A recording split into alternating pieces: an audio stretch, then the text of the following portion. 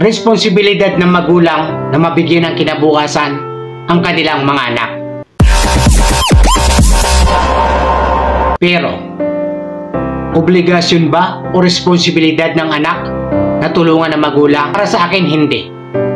Given na yun, kung babawi sila o hindi. Hindi po nila tanawin na utang na loob na pinalaki natin sila, nabigyan natin sila ng magandang kinabukasan para suklian yung paghihirap natin. Never. Sa akin, hindi. Hindi niyo po kailangan tanawin na utang na loob ang paghihirap ko.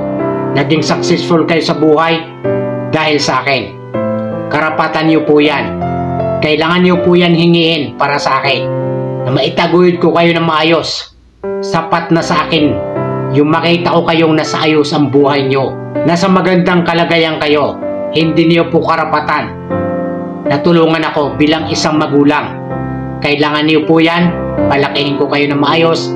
Maibigay ko sa inyo yung magandang kinabukasan. Maraming magulang na kailangan bumawi ang kanilang mga anak sa pagpapalaki, sa pagpapaaral dahil para sa kanilang paghihirap. Never po. Given na po yun. Kung tutulong sa atin, kung tatanawin na lang utang na loob ang ating mga anak, yung paghihirap natin dahil naging successful sila sa buhay dahil sa atin. Pero hindi po pare-pareho ang pananaw ng bawat magulang. Yung iba aasa sa anak, pero ako never kong gagawin yan. Naaasa sa mga anak ko. Nasa kanila na po yung given na po yun. Kung tutulungan nila ako, hindi. Hindi po ako sasandal sa aking mga anak. Hindi po nila utang na loob na tulungan ako. Nasa sa kanila na po yun. Pero karapatan nila hingiin yung tulong ko. Bilang isang magulang, hindi natin kayang tiisin ang ating mga anak. Ating mga kulturang Pilipino, nakasanayan po natin bumawi sa ating mga magulang. Dapat mo maging independent tayo. Bilang isang magulang, kailangan po natin maibigay ang pangangailangan nating mga anak. Mabigyan sila ng magandang kinabukasan.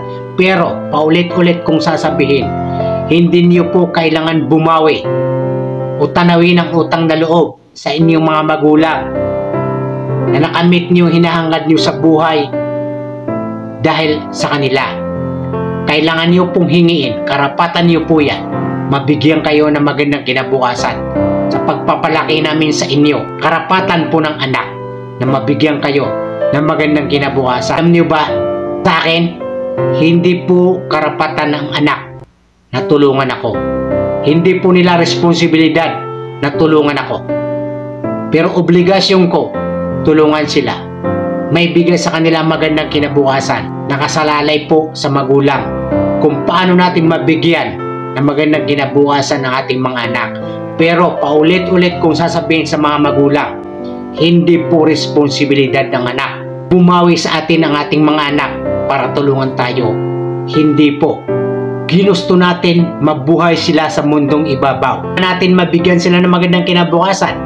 Paulit-ulit kong sasabihin, hindi po kailangan o hindi po responsibilidad, obligasyon ng anak na tulungan ang magulang.